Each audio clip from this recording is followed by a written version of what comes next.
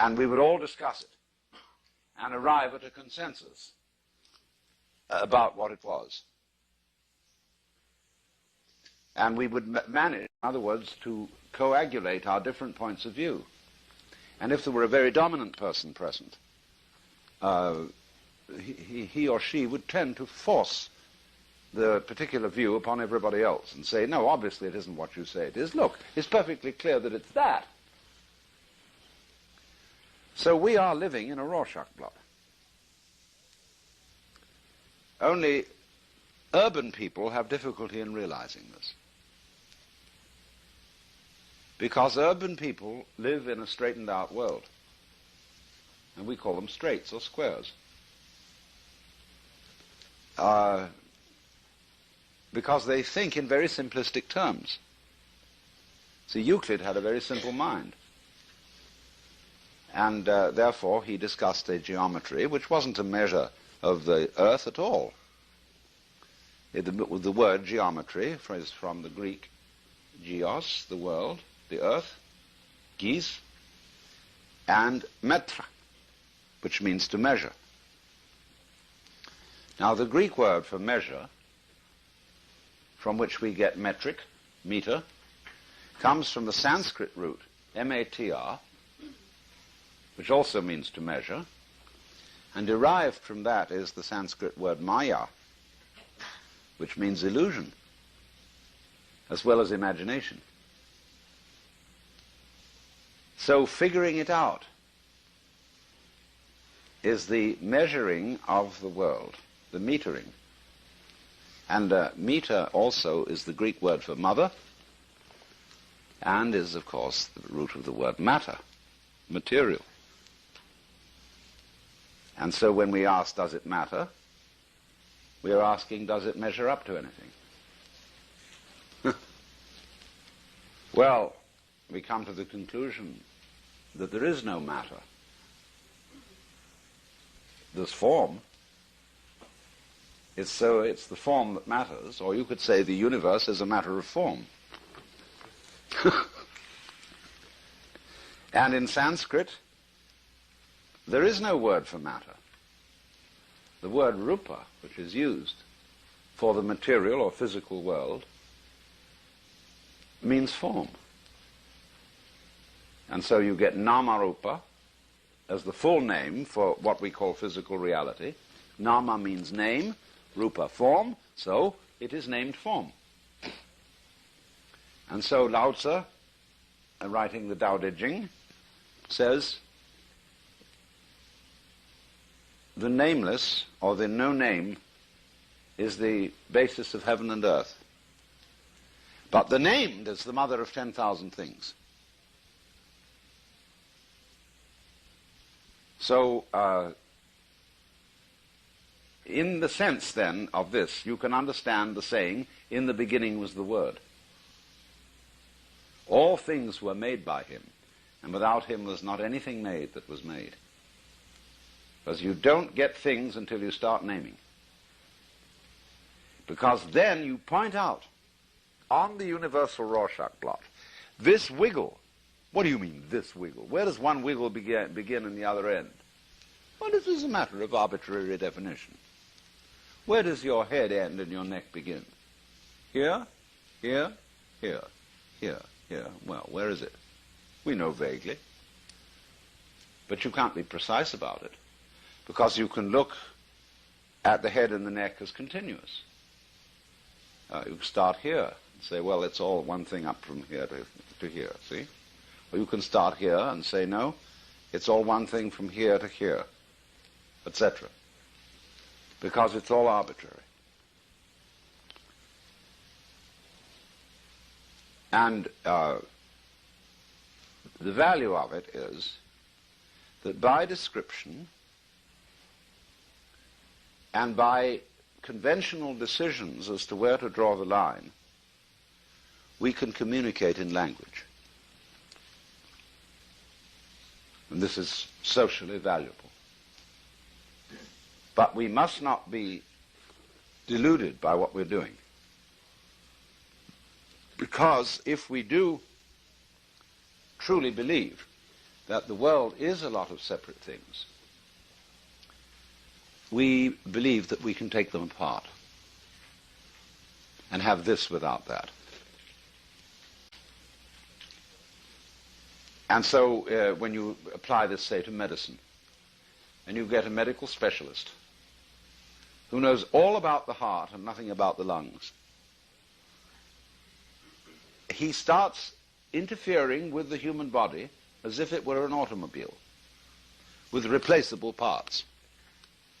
He says, well, we'll take this out. Just have to do a little mechanical work, get a wrench and a screwdriver and so on, only the surgical equivalents, and we'll take this out. So there's a tumor, and we take it out. All right, if he's not terribly careful, a metastatic consequence follows, that some of the cancerous cells will go into the bloodstream through the cutting, and the cancer will spread all over the body.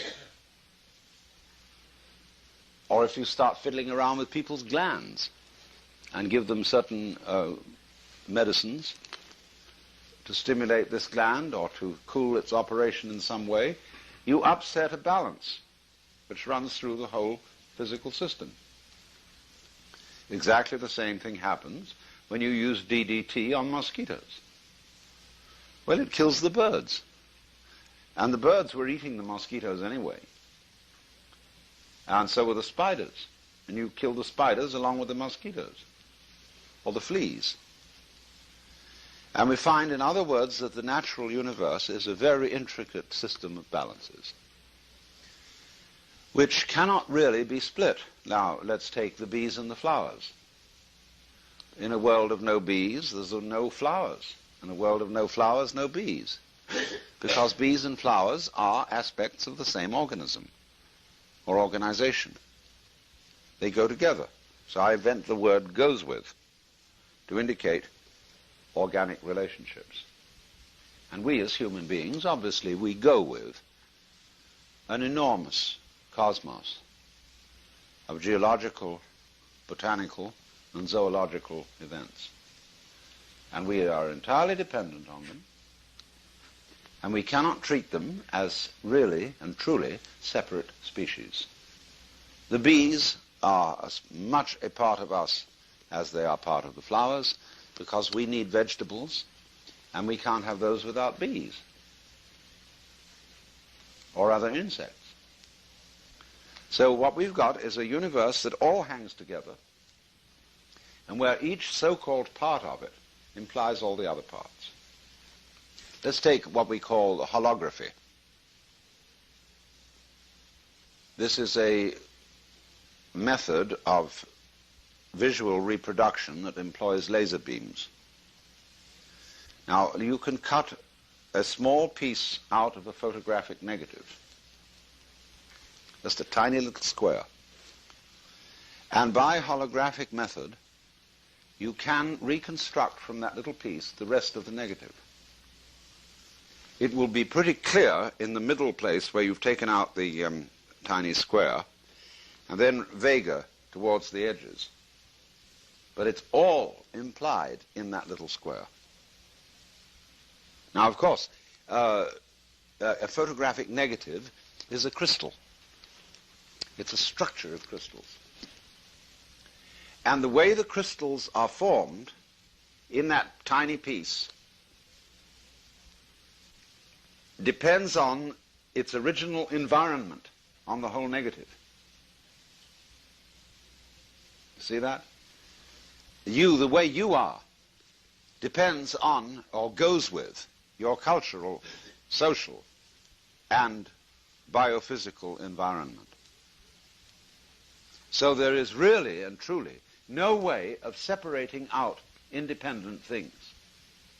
And this is difficult for people to understand because of our method of motion.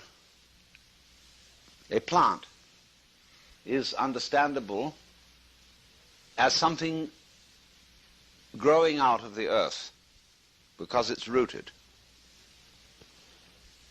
But human beings wander about on legs. We don't seem so stuck to things as plants do. And therefore we have delusions of separation. But what about the seed that comes from the plant? It's fascinating how plants have different methods of seeding themselves. They have little helicopters. They have burrs that stick in the fur of animals. They have fruit which is tempting to birds and other creatures to eat. And they swallow the seeds and take them somewhere else and excrete them in manure, all ready to go. They have wonderful little fuzzy things of cotton fibers, where there's a seed in the middle, which float through the air for miles and miles. There is also an extremely ingenious plant that has pods. And when the pods are ripe, they suddenly break. The pod twists itself, each side of it, into a spiral. And the seeds are thrown way out. We used to have one in our garden in England next to a wooden fence. And every time it went crack, all these seeds would rattle along the fence. Tremendous energy they were sent out with. And look at the whole process of pollination and how extraordinary that is. Showing and arguing a very high order of intelligence in vegetables. So when we say of somebody, she's a vegetable, terminal cancer, that's, alas, only become a vegetable. This is a misuse of the word vegetable. Vegetables must be respected. And people who do respect vegetables and who talk to them and love them, somehow those vegetables respond. And they become, we say, they have a green thumb. So I think that we are living in an intensely interconnected universe. Only our language system has broken it up for purposes of discussion. And we spend so much time in discussion that we form the false impression that the world is broken up in the way that language breaks it up, and it isn't. Now, I may know that theoretically, as a scientist, as a biologist, or whatever be my approach, but I don't necessarily feel it. An ecologist, a person who devotes a whole life study to realizing the interdependence of everything in the world, is in private life still a Christian ego. That is to say, a separate soul inside his bag of body. That's the way he feels. And we have enormous difficulty in avoiding that feeling because of our social influence on each other. Now, if you befriend, say, a group of Christians, and they may be Baptists, and for various reasons it's important for you to be a member of this group, you will eventually think their way. The most startling example of this was an experiment devised by B.F. Skinner. He would be giving a class in psychology, and he would suddenly send two students out of the room, say, "Come back when we call you." Then he would explain to the class the game rule. We're going to put two chairs here, up beside me.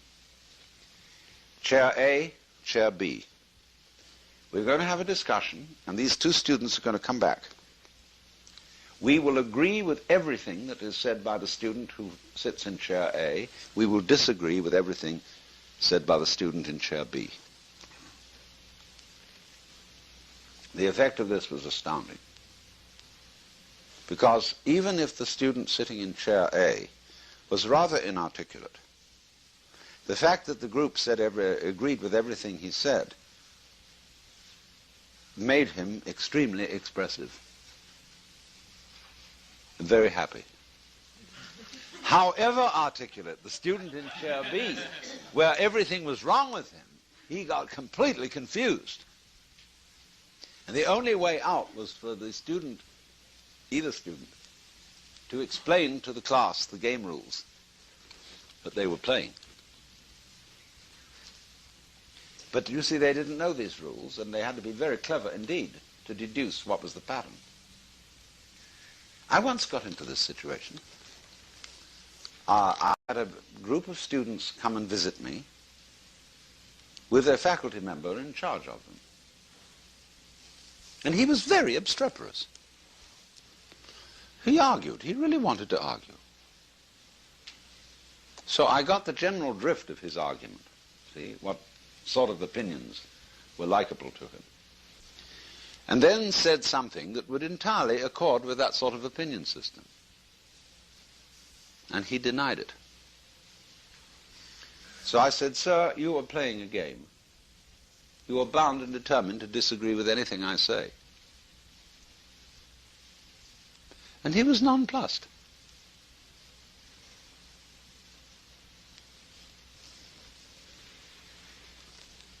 So, you see, we are under this tremendous social pressure because talking with each other is our principal means of communication. And so more and more it hypnotizes us. When you hypnotize a person, you do it chiefly by talking.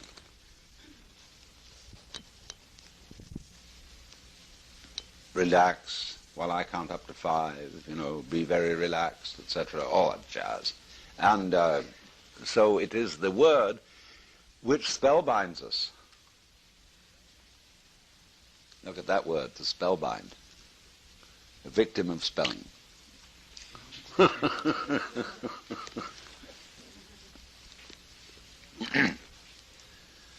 And so all these conventions of language in which we think, even if we're quite illiterate people think in words just as much as literate people. In other words, an ordinary ignoramus is just as much, if not more, under the spell of words than an intellectual.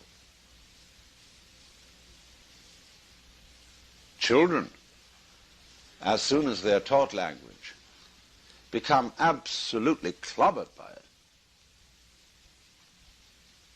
and resent tremendously being called something. So if I say Johnny's a sissy, he called me a sissy. And children are absolute victims of the calendar. They want to know when it's going to happen. How soon is Christmas? How soon is my birthday? They want time to go in jerks from one festival to another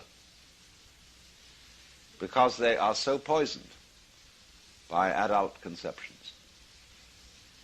They have no antibodies against them.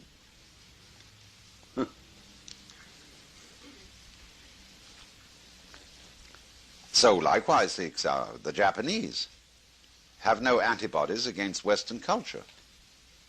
And they are complete victims of it. They succumb to smog and even think it's a good thing to have smog. They have songs about it. How the beautiful fog over the furnace buildings of the factories. Yeah. Haiku. No, this is true. I'm not kidding. In a nation of people that's supposed to be great lovers of nature. Japan is unbelievable. Go to a beach in Japan. You would think they would appreciate wonderful stretches of sand and rocks and the sound of the waves. The tide line of a Japanese beach almost anywhere around the island is a complete mess of plastic cast-offs.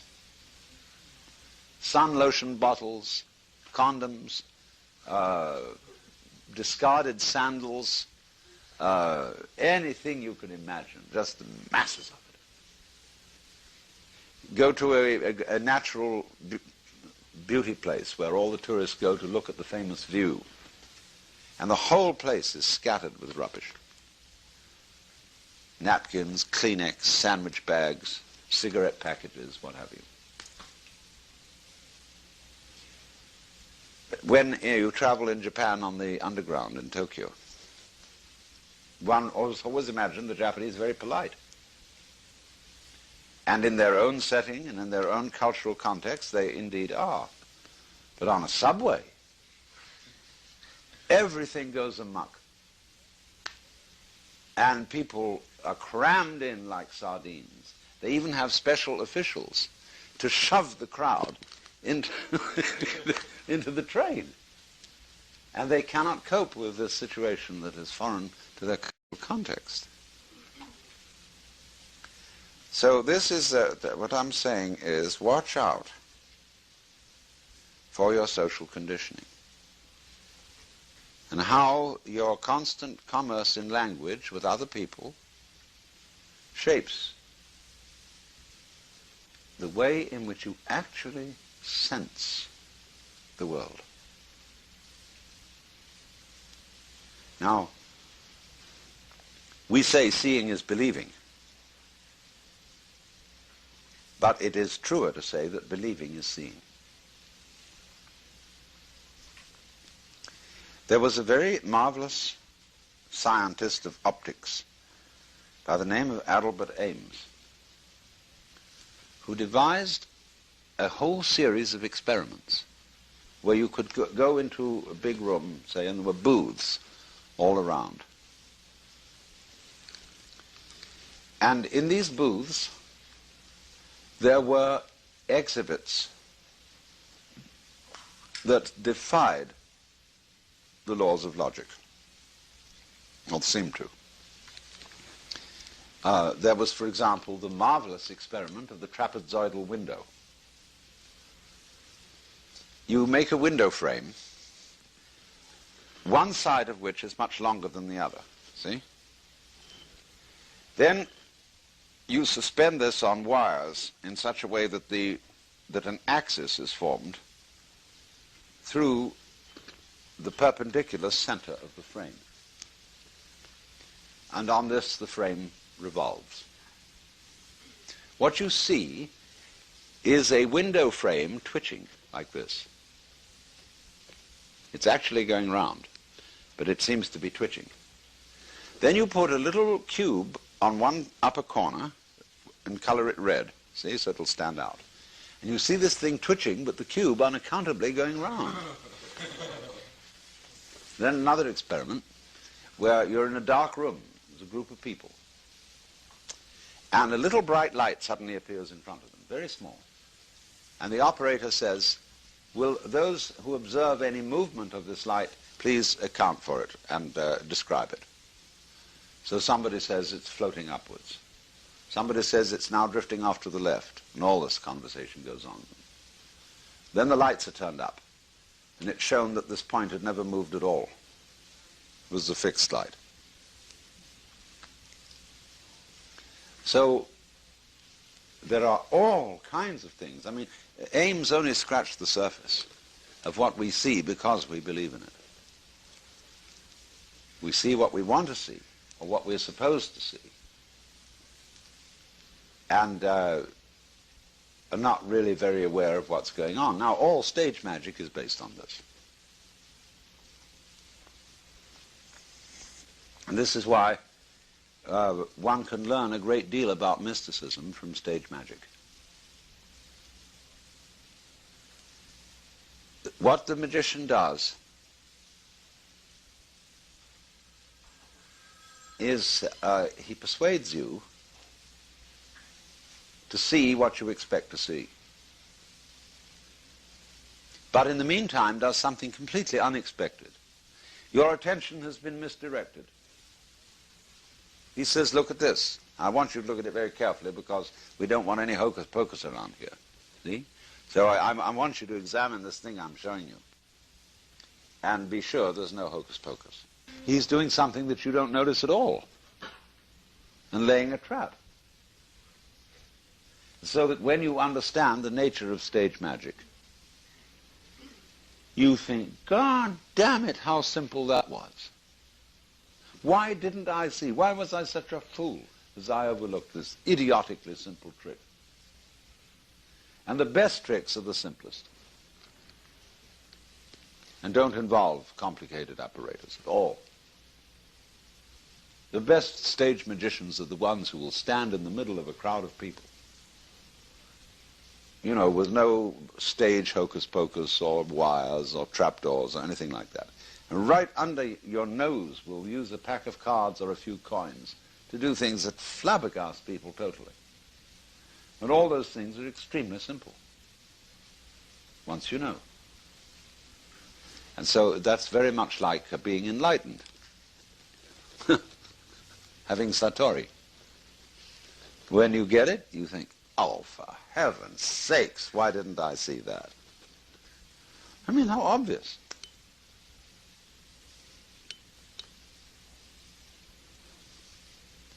But the difficulty in communication here is that Satori, or enlightenment, is very much like seeing a joke. And then you laugh. You laugh genuinely from here. But if somebody explains it to you, you don't get the same laugh as if you saw it right off. You get a throat laugh instead of a belly laugh. So that's why people are reluctant to explain too much about it,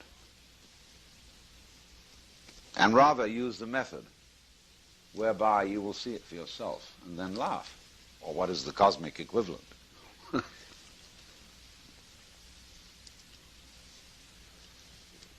So therefore, we are, most of us, in a state of hypnosis, induced by the incantation of language,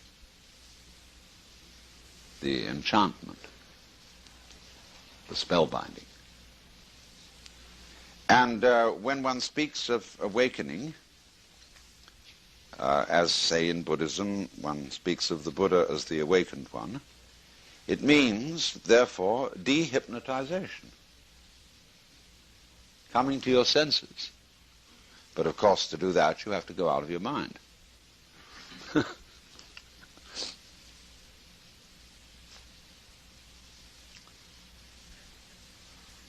Well, then,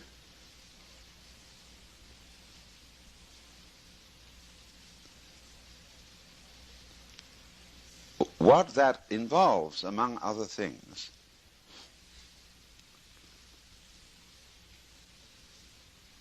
is an awakening to the true structure of your common sense. I once was invited to give an address before the American Psychiatric Association.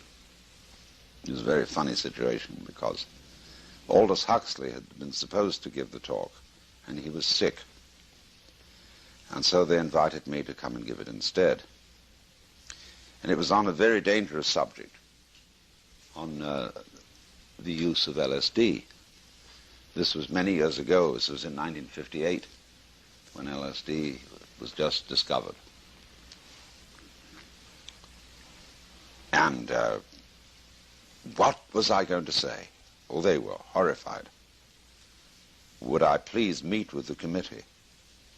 Because they didn't want anything to be said that would somehow damage their scientific integrity. So here they were, anxious as all get out. Well, I said, you invited me here to talk, and to tell you the truth, I don't know what I'm going to say, because I never prepare anything in advance. I'm going to listen to what you have to say first, and I'll make up my mind. So I attended the morning conference. And one interminably dull paper after another was read, you know, and most of them by psychoanalytically oriented people who were discussing mysticism in terms of regression. Regression to the womb. Regression to the oceanic feeling of the as yet undifferentiated infant.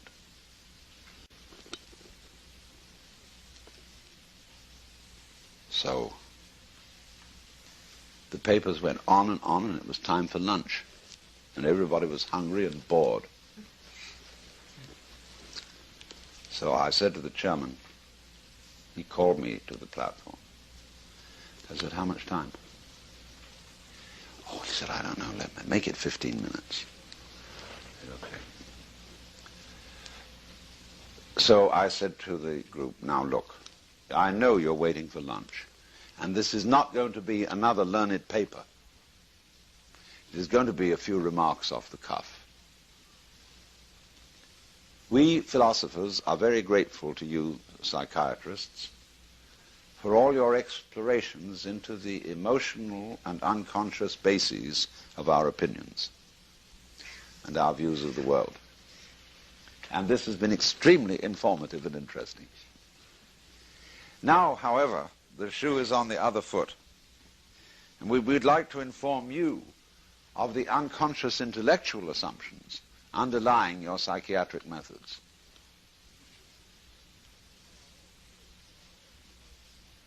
You are all, whether you know it or not, products of the world view of the 19th century.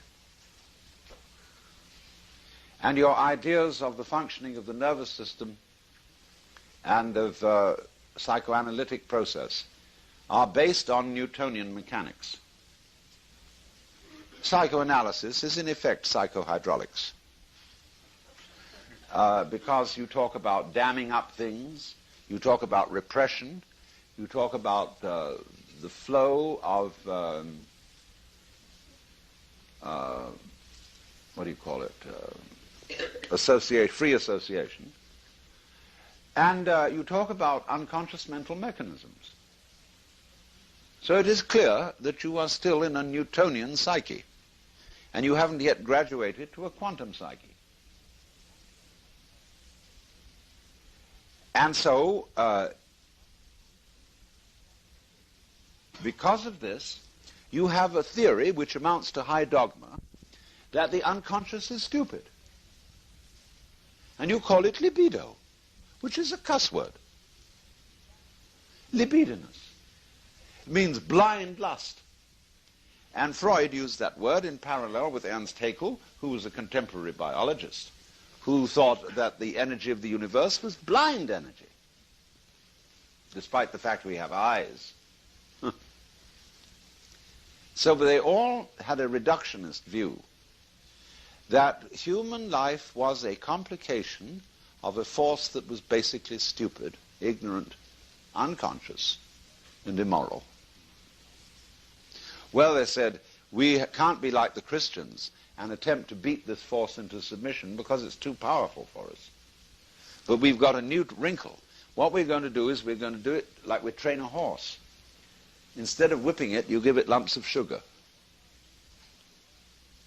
And you, well, watch out, though. You see, Freud was scared stiff of the unconscious. He was a good bourgeois, Jewish, Viennese, well-behaved person.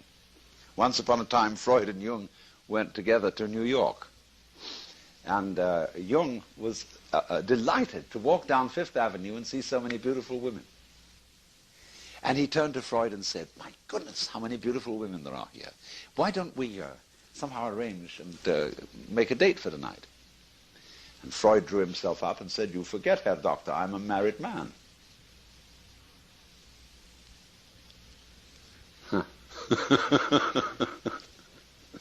So Freud always thought that the unconscious was not really very nice. Now, he had a contemporary by the name of George Grodek. And George Grodek is very little known in this country. And Grodek gave Freud many of his basic ideas. He used slightly differently, where Freud called it the id, Grodek called it the it. And but Grodek had tremendous faith in the unconscious. He trusted it completely. And he wrote a book called The Book of the It, which is a series of letters to his niece, which he signs Patrick Troll. And you know a troll is a goblin. And Grodek looked like a goblin. He had very big pointed ears that stuck out, and a kind of strangely weird but benign expression. And he had a sanitarium in Baden-Baden, And there he practiced massage for people who came to him for analysis, and analysis for people who came to him for massage.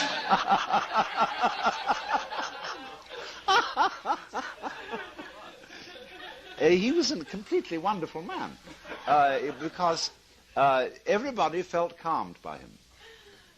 They felt an atmosphere of implicit faith in nature, and especially in your own inner nature. No matter what, there is a wisdom inside you which may seem absurd, but you have to trust it. And so Kaisling, Hermann Kaisling, who was a great Lithuanian philosopher, said nobody could possibly remind him more of Lao Tzu than Grodek. Now, if Grodek had got into Freud, it would have been a much better scene. But there was in all this, you see, in Freud, the basic mistrust of the unconscious. And this led to a quarrel with Jung. Because Jung went down to a lower level of the unconscious, which he called collective, and found out that there was a patterning process here, formative patterning process, which contained all the wisdom of mankind. So, for example, if you say, well, it's a great pity that the American Indian culture is wiped out, a Jungian would say, I know it is a pity, but it's all still there in the depths of the psyche, and sooner or later it will all emerge again.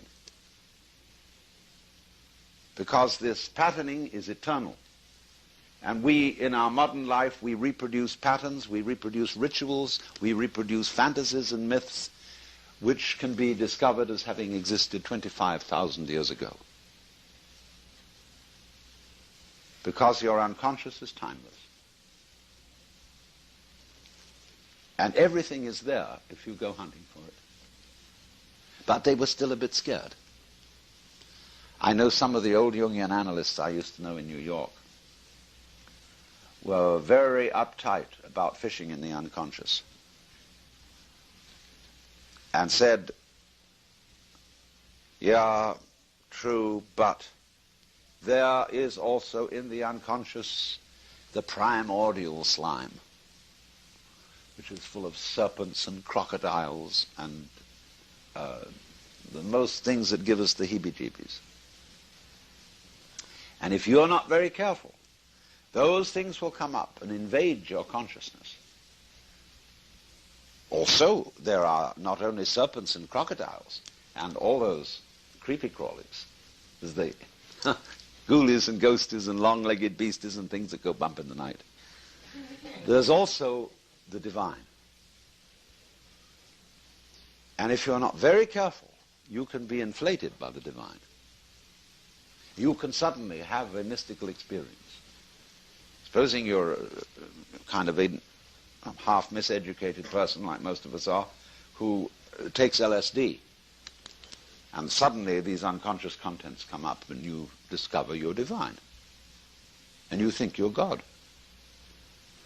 And you take on all these airs and graces. I mean, the people like Meher Baba, who ran around announcing that he was personally in charge of the universe and expected to be treated as such. Well, we put such people in the nut house. That's what they did to Jesus. That's intolerable. And Jung was right, in a way, when he said that is inflation. It is turning your ego into God instead of having God as your ego. Because it didn't understand. You have to, in other words, obviously, if you are going to let up all these great energies in the unconscious, you must be wise. You must know something about it and not jump to silly conclusions and delusions. But you see, there was in Jung a basic trust. More than the creepy crawlies and the ghoulies and ghosties, the collective unconscious was a source of wisdom. A formative pattern which, if allowed to develop in the right way, would integrate the individual so that all his conscious functioning would become like a flower. And you know how a flower is balanced. It comes out as a beautiful circle with a middle. And for some reason, as yet unexplained, when anybody wants to create a symbol of the divine, they don't use a human face, they use a flower or a star. The rose window, the lotus. When I think what I want, I try sometimes to figure out what I would really like to have, what I like to look at. I eventually settle for a flower.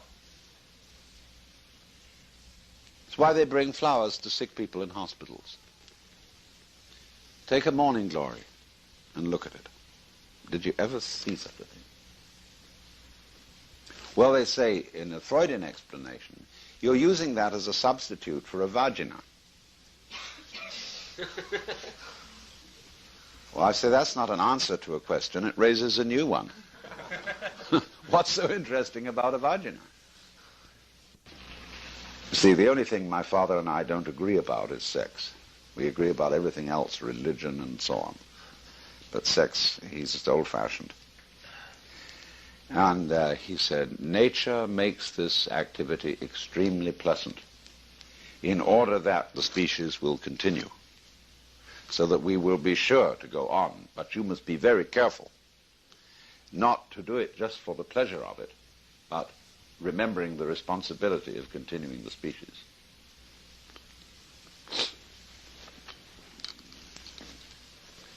Well, then we got the population bomb. And is that going to be solved by chastity? I doubt it. Taking a rather realistic view of things. No, I don't think that when I ask myself, what is the point of continuing the species, we get back to the thing I was raising this morning about survival. Why go on? What's it about?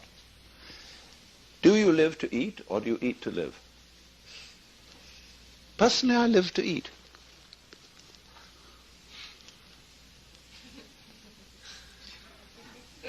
And I don't reproduce children, although I've done my bit on that, rather a little too much. But I think that the point of having life going on is so that we can have sex. It's a good thing in itself. It's like dancing.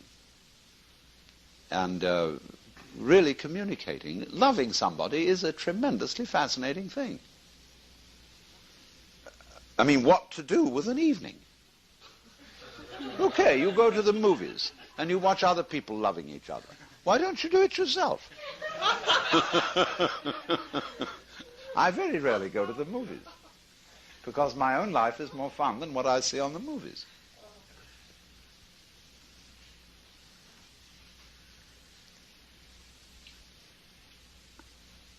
Now, will you see what I'm doing?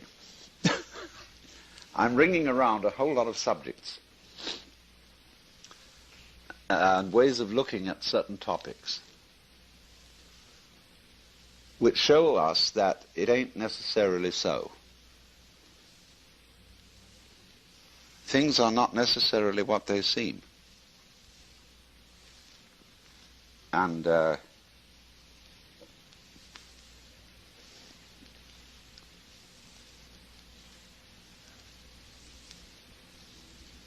so we can get in the mood to be open-minded.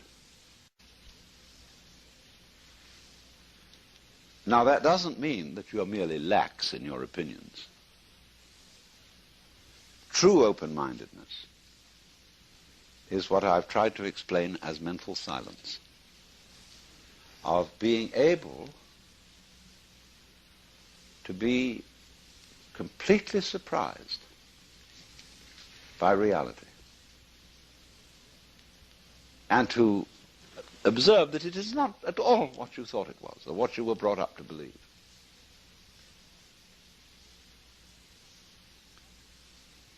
And not to be afraid when you suddenly discover the obvious, which is that the real you is not the ego, but the eternal center of the universe.